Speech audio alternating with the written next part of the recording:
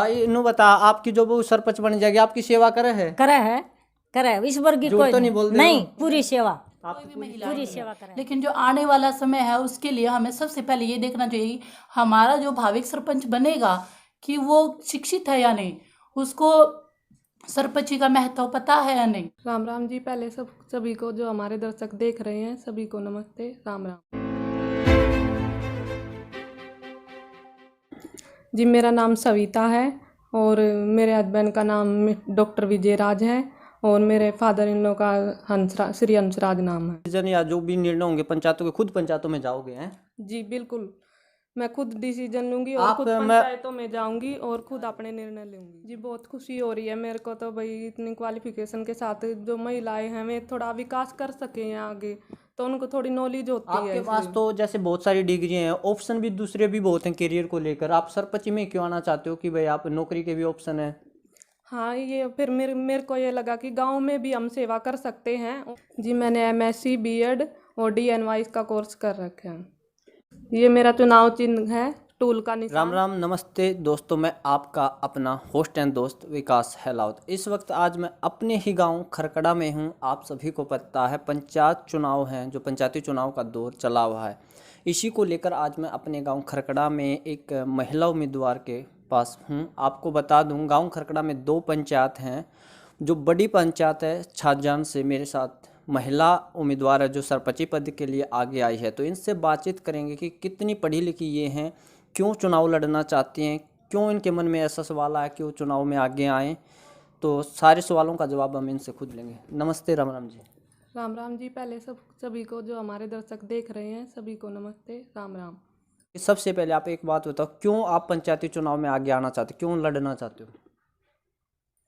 जी मैंने सबसे पहले तो ये पता चला भैया कि यहाँ पर आरक्षित, जब से ये खरकड़ा गांव बसा है तब से ये पता चला कि पहली बार आरक्षित सीट आई हुई है, तो मुझे लगा कि मैं इसके योग्य हूँ। इसलिए मैंने सोचा कि भाई परिवार ने भी सपोर्ट किया कि आपको आगे आना चाहिए, तो महिला की सीट थी तो इसलिए मैंने चुनाव लड़ने की सोची। तो सबसे पहले मैं आपसे यही पूछूंगा कि ये जो पहली बार आरक्षित सीट आई है गाँव खरकड़ा के इतिहास में, तो इस पर आप क्या कहेंगे, कितनी खुशी है आपको इस पर?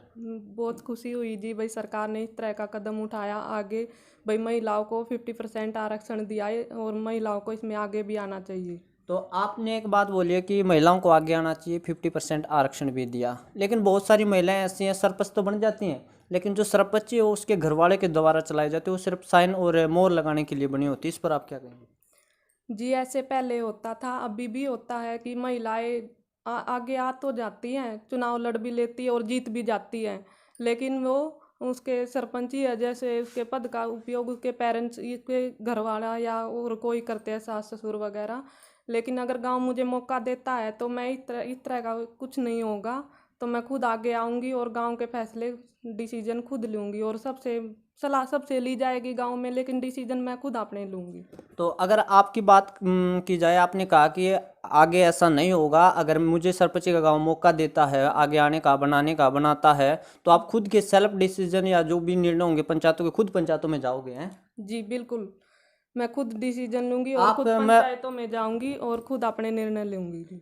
मैं जानना चाहता हूं और गांव वाले भी जानना चाहते हैं कि आपकी जो एजुकेशन है, हमने पोस्टरों पे देखा है कि बहुत सारी एजुकेशन आपने दिखा रखी थी, BA MA BEd सब कुछ, तो आप अपने मुंह से बताएं कि कितने पढ़े लिखे हो खुद आप? जी मैंने MSc BEd और DNY का कोर्स कर रखे हैं। MSc BEd DNY का कोर्स कर रखा है। डी तो हम कह सकते हैं कि अब तक खरकड़ा गांव में इतनी पढ़ी लिखी, या अब भी जो उम्मीदवार उठे हैं उनमें कोई इतनी पढ़ी लिखी महिला नहीं होगी? नहीं, ऐसा नहीं है, 10 कर रखी है उन्होंने और +2 तक की। तो क्या मान सकते हैं कि अब जो चुनाव चल रहा है इसमें सबसे ज़्यादा पढ़े लिखे शिक्षित आप ही हो? जी, आपसे ज़्यादा किसी की क्वालिफिकेशन नहीं मिलेगी MA BEd शायद? नहीं ऐसा नहीं है जी, चाहूँगी। और जैसे गांव में पानी की समस्याएं हैं, तालाबों के आसपास देख लो कितनी गंदगी फैली हुई है, तो उनको लेकर भाई उन समस्याएं दूर की जाए। आप अब जो जिक्र कर रहे हो जी, बहुत सारी समस्याओं का आपने नाम लिया है, पीने के पानी की, तालाबों की, अगर बनते हो तो पक्का 100% करोगे या आप भी वादे ही वादे कर रहे हो? नहीं, ऐसा बिल्कुल भी नहीं होगा। अगर गांव मुझे सरपंच के रूप में चुनता है तो मैं बच्चों के लिए लाइब्रेरी बनवाए जाएंगी, व्यायामशालाएं, और सड़कें जो कच्ची है उनको पक्की की जाएगी, और जो हमारे पानी की समस्या है उनको दूर की जाएगी, और जो गंदगी है साफ सफाई का विशेष ध्यान रखा जाएगा। जब सरपंची के बारे में पता चला कि पहली बार आरक्षित सीट आई है तो घर में भी विचार विमर्श भी हुआ होगा, तो बड़े बुजुर्गों ने आपके घर वालों ने क्या कुछ कहा सबसे पहले जब आपको उठाने की चर्चा जी चली? देखिए, सबसे पहले तो हमारी फैमिली पूरी एजुकेटेड फैमिली है, तो उन्होंने मुझे काफ़ी सपोर्ट किया और बोले कि भाई आगे आया जाए और हम आपके साथ हैं, और गांव में भी साथ दे रहे हैं। तो आगे देखते हैं भाई, अगर सरपंच के रूप में मुझे चुना जाता है तो मैं गांव के उसमें पूरा योगदान दूंगी अपना। जैसे आप घर घर अपना जनसंपर्क अभियान भी चलाते हो, लोगों से मिलते हो, महिलाओं से भी मिलते हो, तो क्या कुछ कहते हैं, किस तरह का रिस्पॉन्स देते हैं वो आपको? हाँ, मैं जैसे डेट आई थी ये चुनाव की, तो मैं गांव में जा रही हूँ, लगातार महिलाओं से मिल रही हूँ, बुजुर्गों से भी मिल रही हूँ और युवाओं से भी मिल रही हूँ, तो उनका काफ़ी अच्छा रिस्पॉन्स मिल रहा है मुझे।